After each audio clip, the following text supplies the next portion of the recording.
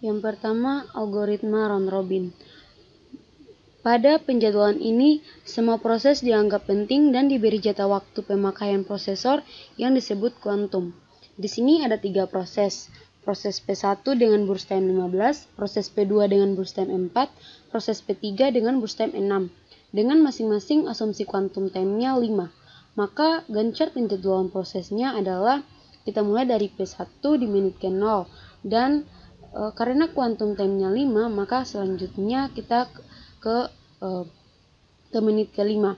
Maka pada proses P1 burst time yang tersisa yaitu 10.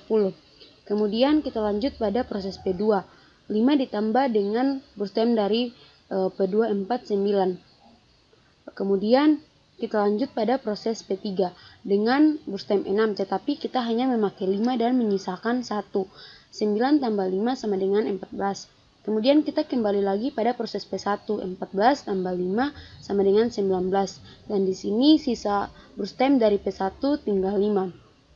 Kemudian kita lanjut ke P3 karena pada P2 sudah habis. Kita lanjut ke P3 dengan tadi sisa burst time-nya 1. 19 tambah 1 sama dengan 20. Dan kembali lagi kita mengeksekusi proses P1 dengan sisa burst time-nya 5. 20 tambah 5 sama dengan 25. Maka waiting time yang kita dapatkan yaitu P1 sama dengan 0 tambah 14 kurang 5 tambah 20 kurang 19 sama dengan 0 tambah 9 tambah 1 sama dengan 10. P2-nya 5, P3 9 tambah 19 kurang 14 sama dengan 14. Jadi rata-rata waiting time yang kita dapatkan yaitu 10 tambah 5 tambah 1 dibagi 3. 3 di sini karena tadi ada 3 proses. Sama dengan 16 kurang 3 dan hasilnya 5,33 milisecond. Algoritma yang kedua yaitu priority scheduling. Setiap proses diberikan nilai prioritas. Nilai prioritas proses ini dapat bersifat statis maupun dinamis atau berubah terus dari waktu ke waktu. Nah, di sini ada 4 proses, di mana proses P1 burst time-nya 15, prioritasnya 5, proses P2 burst time 1, prioritasnya juga 1, proses P3 burst time-nya 5, prioritasnya 4, dan proses P4 dengan burst time 6, prioritasnya 3. Maka Gantt chart-nya di sini kita mulai dari P2 dengan burst time terendah yaitu 1. Kemudian kita lanjut pada proses P4 yaitu burst time yaitu dengan prioritas juga terendah. Jadi 1 tambah 6 sama dengan 7. Kemudian kita ke proses P3 dengan prioritas terendah 4. 7 ditambah burst time dari P3 5 sama dengan 12. Kemudian terakhir kita akan mengeksekusi proses P1 dengan burst time 15. 12 tambah 15 sama dengan 27. Maka waktu tunggu untuk tiap-tiap proses yang kita dapatkan yaitu untuk proses P1 waiting time-nya 12, proses P2 0, proses P3 7, dan proses P4 1.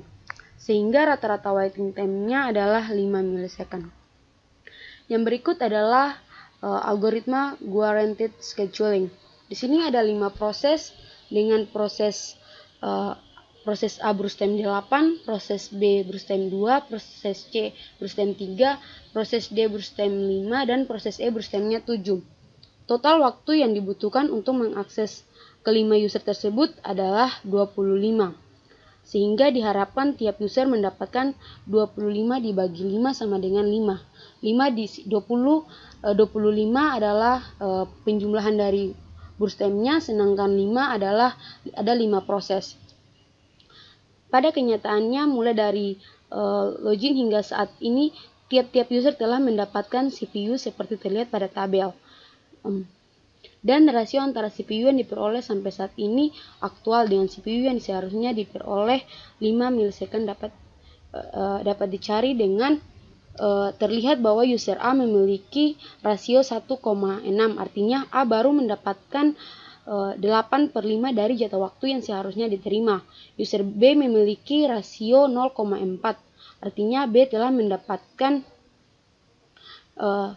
0,4 waktu dari yang seharusnya ia dapatkan. Algoritma ini kemudian akan menjalankan proses dengan rasio yang paling rendah dahulu, hingga proses tersebut mendapatkan rasio melebihi rasio proses yang sebelumnya punya rasio satu tingkat lebih tinggi darinya.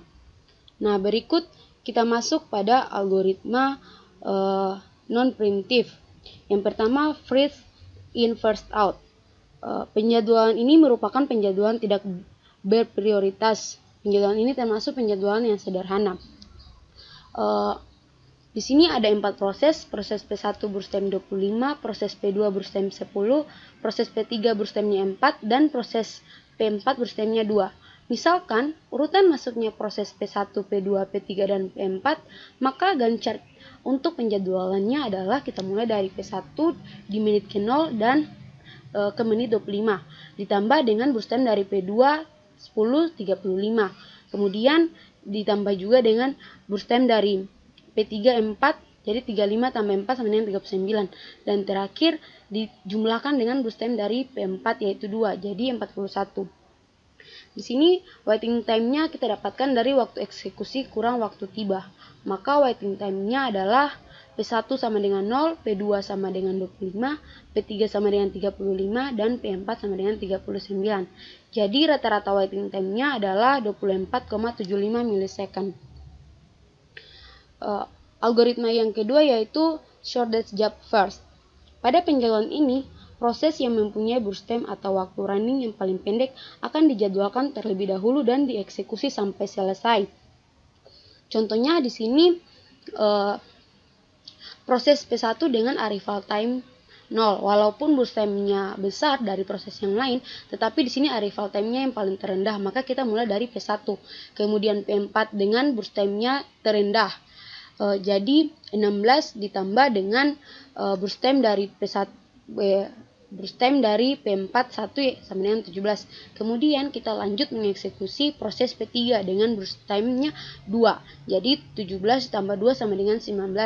Dan terakhir kita akan mengeksekusi proses P2 dengan burstem 5. 9 tambah 5 sama dengan 24. Maka waiting time dari P1 sama dengan 0, P2 sama dengan 19 kurang 4. Di sini 4 adalah arrival time-nya. Arrival time dari proses P2 sama dengan 15. P3 sama dengan 17 kurang 6. 6 arrival time dari P3 sama dengan 11.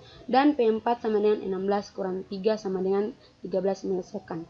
Sehingga rata-rata waiting time yang kita dapatkan yaitu 9,75 milisecond. Yang terakhir di sini ada algoritma high hash response ratio next. Di sini prioritas dinamis dihitung berdasarkan rumus prioritas sama dengan waktu tunggu tambah waktu layanan dibagi dengan waktu layanan. Dari rumusnya terlihat bahwa proses yang memiliki waktu eksekusi terpendek memiliki prioritas tinggi. Begitu juga untuk proses yang telah menunggu lama. Di sini ada 3 proses. Dengan proses P1 arrival time-nya 0, burstemnya 8. Proses P2 arrival time 5, burstemnya 6. Dan proses P3 arrival time 4, burstemnya 8. Maka Gantt chart-nya yaitu kita mulai dari Gantt chart P1. Pada saat P1 selesai dieksekusi, maka waiting time sementara untuk P2 sama dengan burstem dari P1 dikurangi dengan arrival time dari P2 sama dengan 3. Untuk P3 juga burstem P1 dikurangi dengan arrival time dari P3 4 sama dengan 4. Maka prioritasnya di sini kita dapatkan proses P3 mempunyai prioritas yang lebih tinggi sehingga dieksekusi setelah proses P1. Nah, sehingga Gantt chart-nya menjadi proses P1 dimulai dari 0 menit ke 0, kemudian proses P3 8 ditambah dengan arrival time dari proses ketiga sama dengan ditambah dengan burstem dari proses P3 4. 8 tambah 4 12 dan ditambah dengan P2 sama dengan 16. Maka waiting time yang kita dapatkan yaitu P1 sama dengan 0, P2 sama dengan 12 dikurangi 5 sama dengan 7. Di sini 5 adalah arrival time dari P2.